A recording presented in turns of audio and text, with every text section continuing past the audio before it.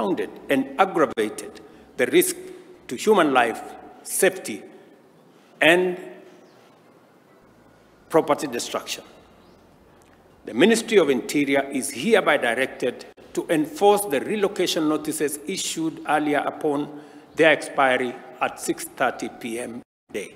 Mitaratara ino yukite thutha wa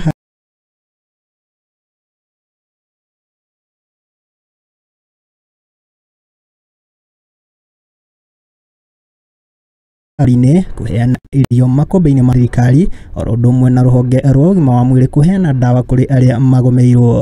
County security committees are directed to determine on a case-by-case basis the radius that shall constitute the scope of the area subject to evacuation and mandatory relocation that has been already been pronounced.